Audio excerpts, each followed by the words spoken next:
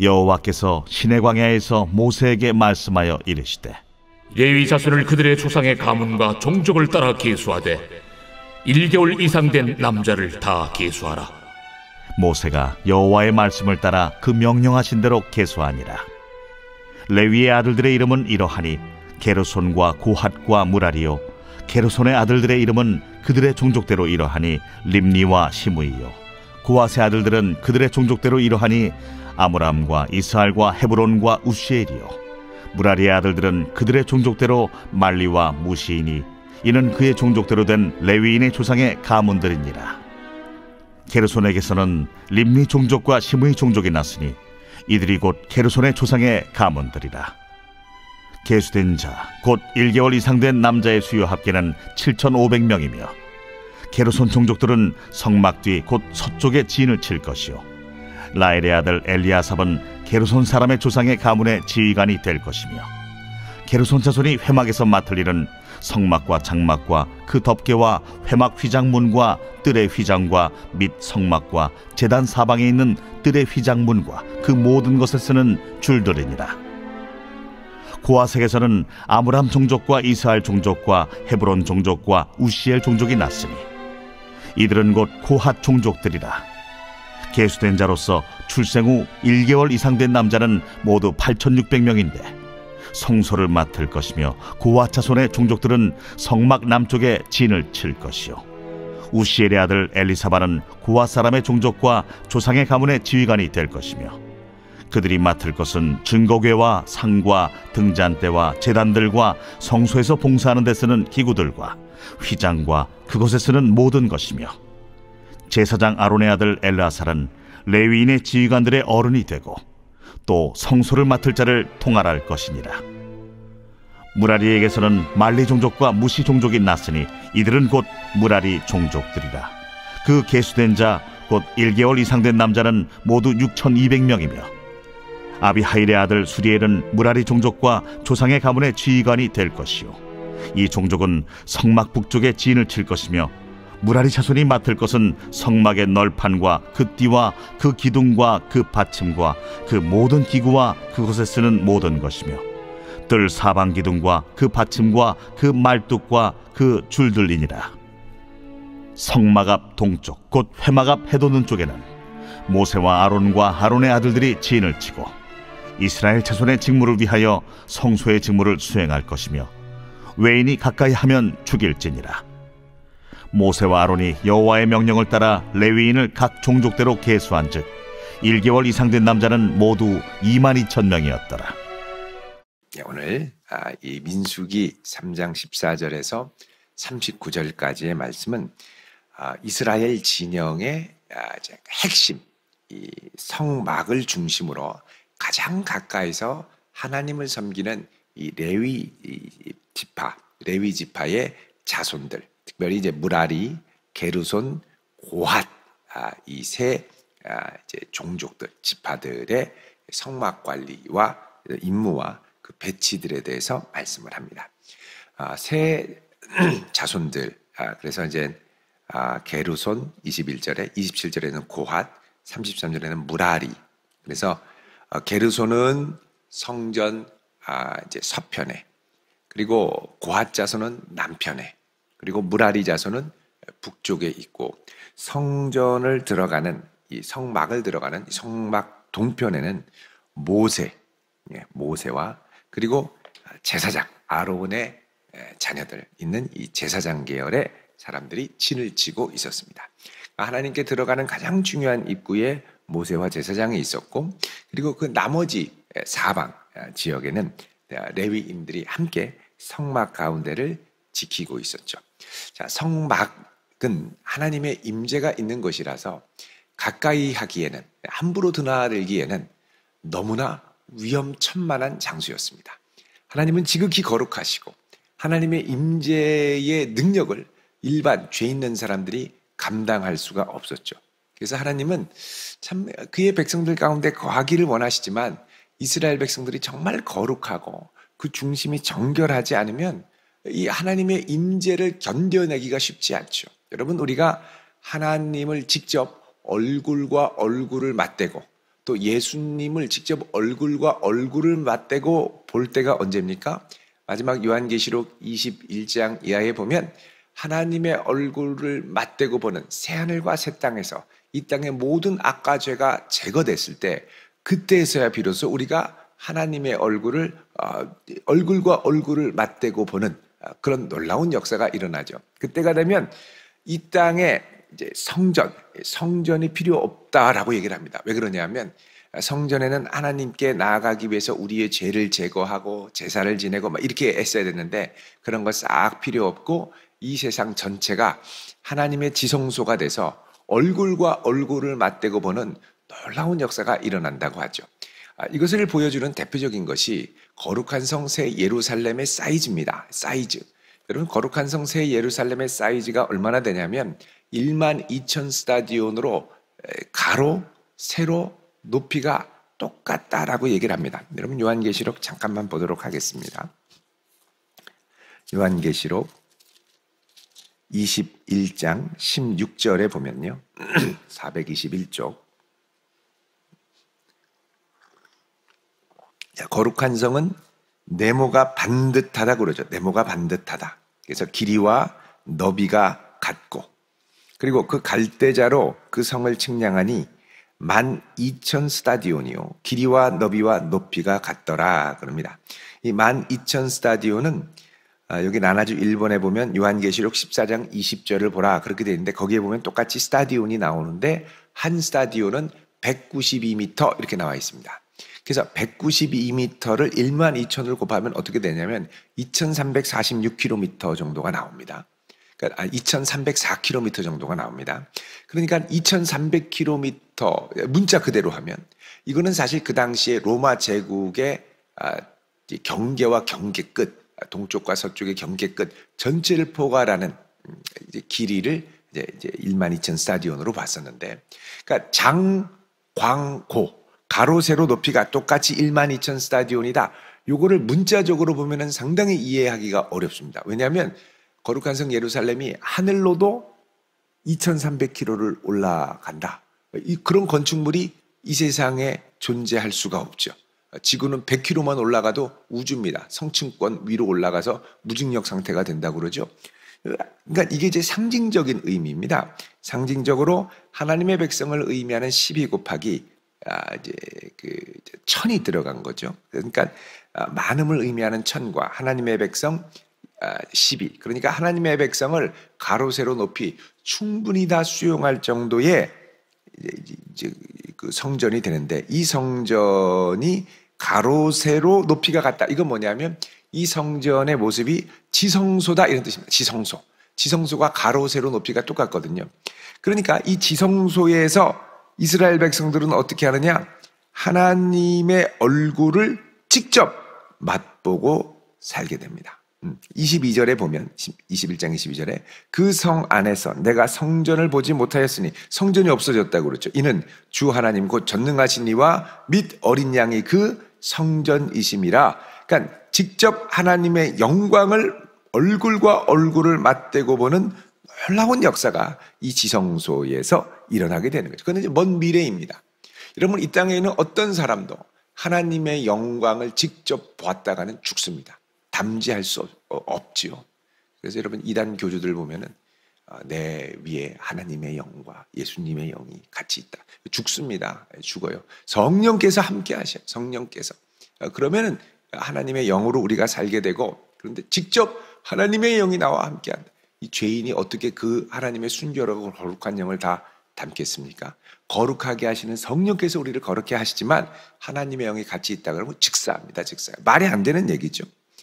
자, 어쨌든 이 하나님의 이 임재는 그만큼 거룩하고 순결하고 그리고 위험하기 때문에 그 하나님의 영광을 담지하려면 이스라엘 백성들 주변에 뭘 관리해야 되느냐?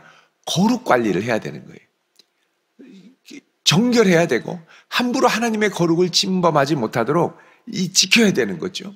그리고 하나님의 임재가 늘 변함없이 머물러 있을 수 있도록 이스라엘의 이제 그 번제, 제단의 성전의 불이 꺼지지 않도록 하고 기름이 늘 공급되어야 하고, 그리고 성전 기구가 늘 깨끗하게 준비되어 있어야 하고 정갈하게 늘 준비가 되어 있어야 한다는 겁니다. 자, 이 준비를 늘 할 수 있도록 돕는 사람이 누구냐? 레위인들이라는 것이죠. 자, 그래서 이제 14절, 15절에 보면 하나님이 시내 광야에서 모세에게 이렇게 얘기를 합니다. 15절에 레위 자손을 그들의 조상의 가문과 종족을 따라 계수하되 1개월 이상 된 남자를 다 계수해라. 자, 여러분 민수기에서 전쟁에 나갈 사람은 몇 세 이상이었습니까? 20세 이상의 남자 중에 싸움에 나갈 만한 자를 계수했죠.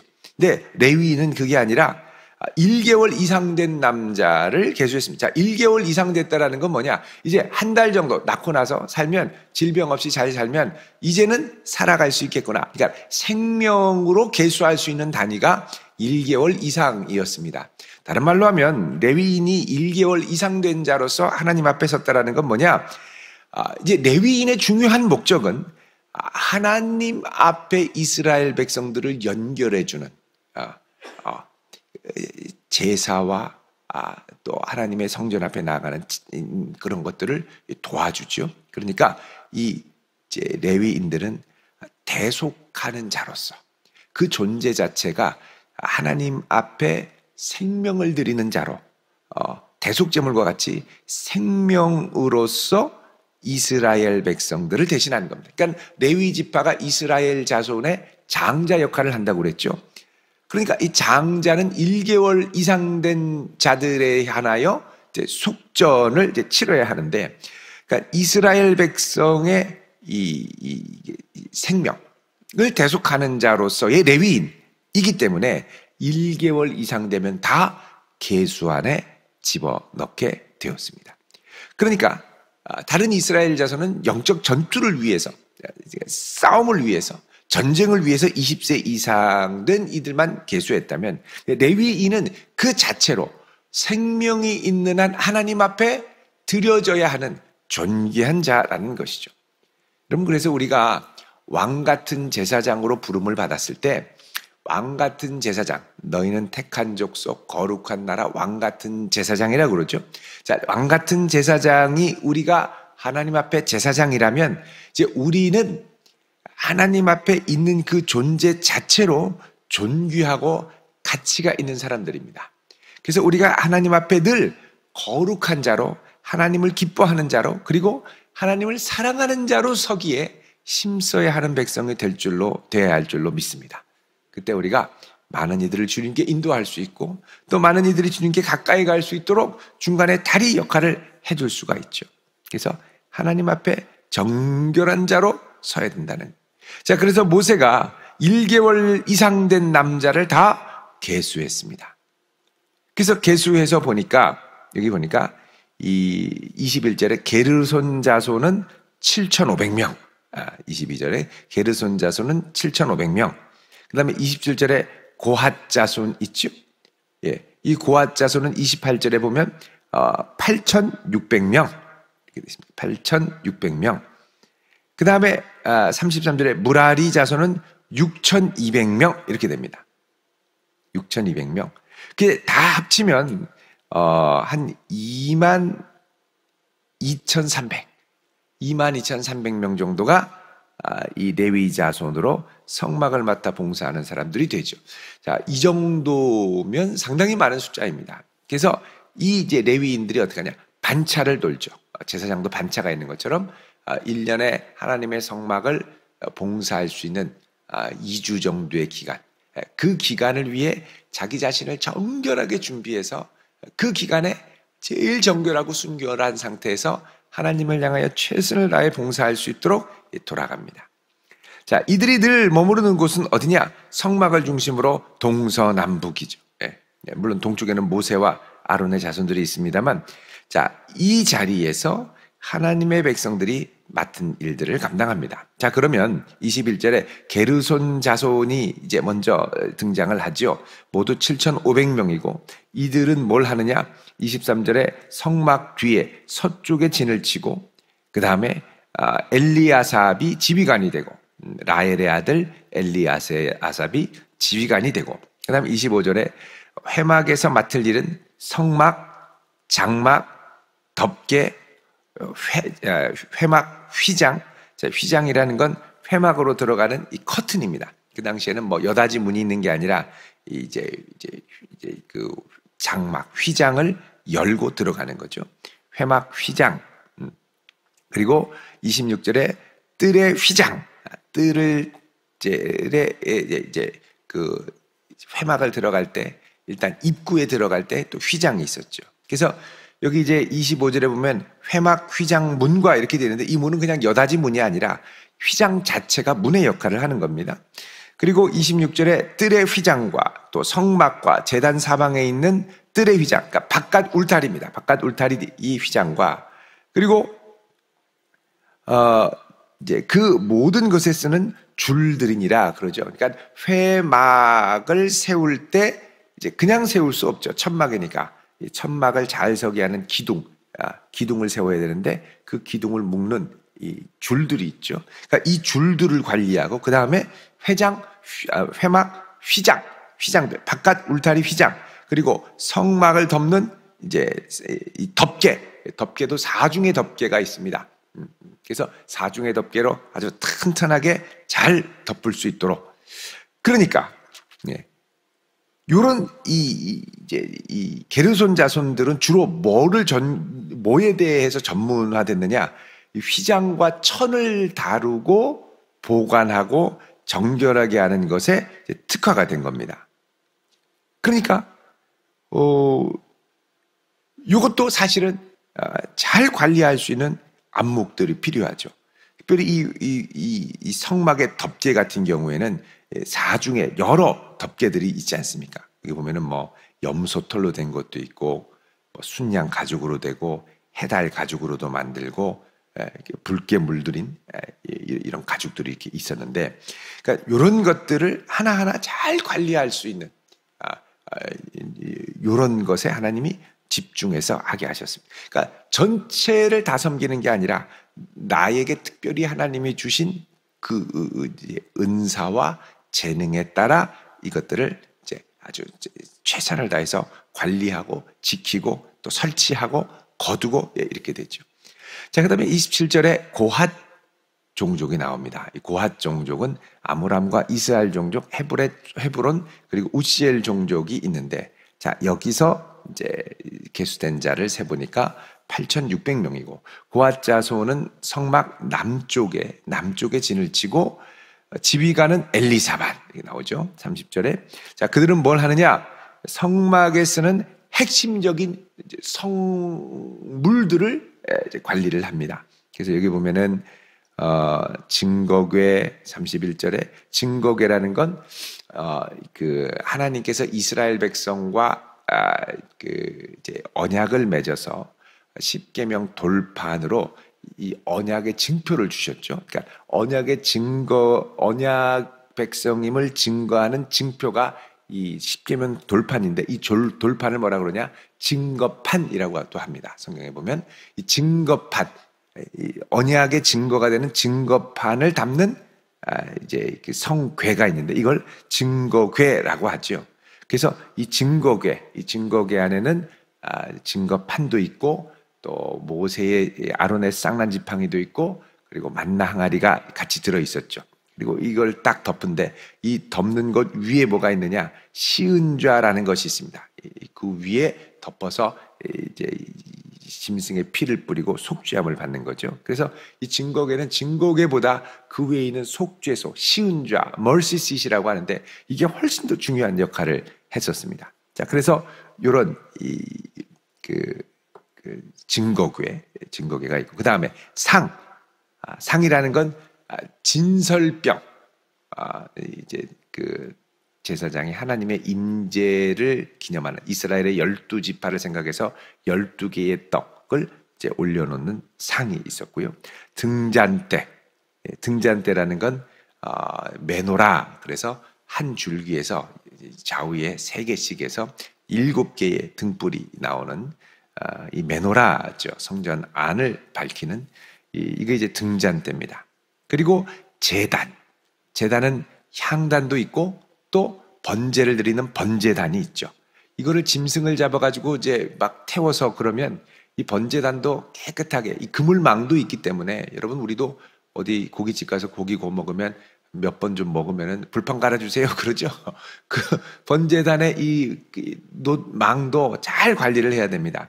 자, 이런 모든 것들, 이런 것들, 그리고 성소에서 봉사하는 데 쓰는 기구, 그러니까 이제 번제단에서 이제 다 타고 남은 재를 담는 부삽, 또 이제 양동이, 이런 것들을 또 다 이제 관리를 하죠. 그래서 모든 기구들, 그리고 휘장, 그리고 그것에 쓰는 모든 것을 관리한다, 이렇게 얘기를 합니다. 그리고 이제 이런 것들을 관리할 때 32절에 제사장 아론의 아들 엘르아살은 레위인의 지휘관들의 어른이 되고 성소를 맡을 자를 통할한다. 그러니까 이 고핫 자손이라고 자기 마음대로 막 하는 게 아니라 제사장의 통제 아래, 왜냐하면 이게 하나님께 예배를 드리는 것과 직결되기 때문에 그렇게 관리를 받았다라는 겁니다. 그 다음에 33절에 무라리를 보면 36절에 성막의 널판, 띠, 기둥, 받침, 이렇게 있죠. 널판은 성막의 프레임을 이제 세워가지고 촘촘하게 짝짝짝 연결해서 성막의 안에 내벽을 만들죠. 그리고 띠라는 건 이 널판을 다 붙여가지고 이제 조립식이기 때문에 성막의 옆에 벽을 만들 때 이게 쓰러지면 안 되니까 이 옆을 하나로 엮는 가로대입니다. 거기에 성막 안에 널판에 이제 고리들이 있어서 그 좌우로 쫙 꿰가지고 5개의 이 막대가, 띠가 쭉 연결이 되어 있었죠. 자, 그래서 이 띠와, 이 띠라는 건 가로로 된 나무 기둥을 말하는 겁니다.